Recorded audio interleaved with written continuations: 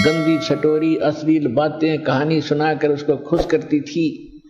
और फिर जब उसने ज्ञान सुना परम पिता परमात्मा से, तो फिर उसमें वह कैसेट, वो मेमोरी कार्ड दूसरा भर दिया भगवान ने। अब फिर वो लगी बोलने ये राम कथा, अमर कथा, ये परमात्मा का ज्ञान सुनाने लगी। तो मंदोदरी भी भगवान की पिछले संस्कार तो थे ही इतने अच्छे। रानी जो बनी है कोई आम लड़की औरत नहीं होती, वह उसके पिछले पुण्य बहुत गजब के होते हैं, अच्छे होते हैं।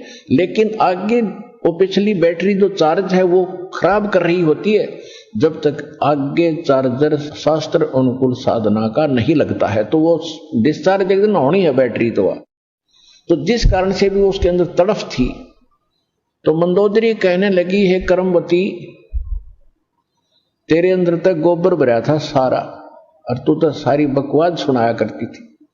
और ये अच्छी बातें तेरे अंदर किसने फीड कर दी? मैंने उस आदमी का नाम बता। तेरे को तो सुधारना बड़ा मुश्किल था, और तू आज इतनी बड़ी आवाज बता भगवान के सत्र की। मैंने ये बता किसने भरा तेरे अंदर ये अच्छा माल? तब उसने बताया कि हमारे घर एक ऋषि आते हैं, उनका नाम मुनिंद्र जी है, और बहुत अच्छी कथा सुनाते हैं। उनके मुख से सुन लेगी तो रानी आप तो गदगद हो जाओगी। तो मंदोदरी ने कहा कि अब के जब तेरे गुरुजी आवे तो मेरे पास बुला के लाना। परमात्मा ने जाना ही था। तो मंदोदरी रानी थी, रानी को एक नौकरानी का आदेश था। तो उसने सबसे पहले यही प्रार्थना रखी कि प्रभु हमारी राजा की रानी बहुत अच्छी है, मंदोदरी नाम है, और वह कह रही थी कि आपके गुरुजी को यहां बुला के लाना, मैं विचार सुनूंगी उनके। परमेश्वर ने कहा बेटा देखो आप नौकरानी और वो रानी, और मैं वहां जाऊं, इसका पति जो रावण है वो महाभिमानी, और बेटी वहां जाने से मुझे कुछ वो कह देगा, मैं तो कुछ नहीं कहूंगा, लेकिन भगवान दुखी हो जाएगा। एक नियम है, परमात्मा कहते हैं अपना विधान स्वयं बताते हैं कि कबीर कहे अपने साधकों के मेरा संत ना दुखाइयो कोए, और संत दुखाए मैं दुखी, मेरा आपा भी दुख होए। और फिर दूसरी बात है कि साधु संतों को बुलाया नहीं करते, उसको बोल देना, साधु संतों के पास खुद आया करते हैं।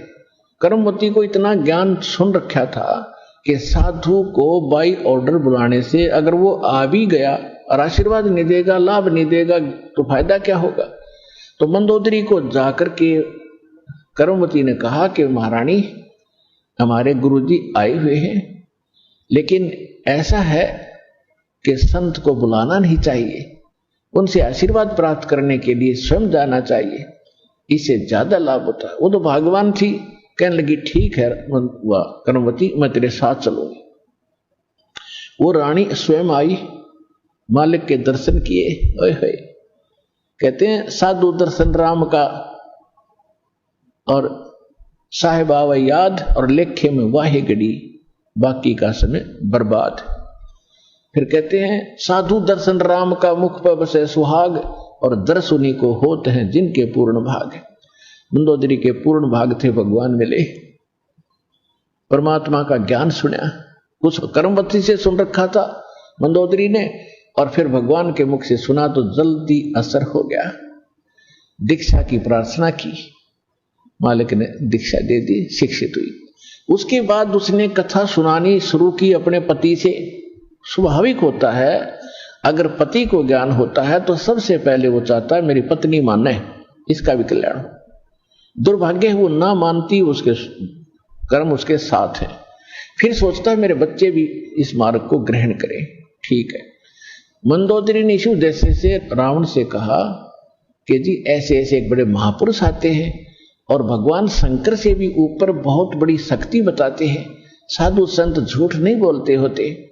पहले ये विश्वास किया जाता था कि संत जो शब्द बोल रहे हैं वो सच्ची है, और इसी आधार से जब श्री कृष्ण जी और अर्जुन एक वेश बदलकर गए थे राजा मोरध्वज के घर पे, जिस दिन अपने पुत्र ताम्रध्वज को राज तिलक दे रहे थे मोरध्वज जी, और उसमें एक यज्ञ किया जाता था और यज्ञ में आने वाले साधु संतों की सभी मनोकामना पूर्ण करनी होती थी, तभी वो सफल मानी जाती थी।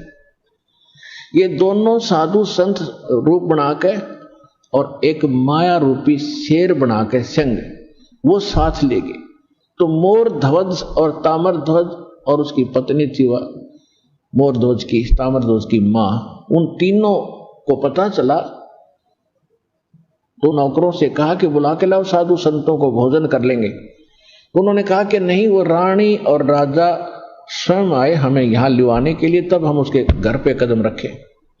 तो तीनों जने, पुत्र भी, रानी भी और राजा भी, उन साधु रूप में विराजमान श्री कृष्ण और अर्जुन और साथ में उनका शेर खड़ा, उनको लिवाने के लिए मोतियों के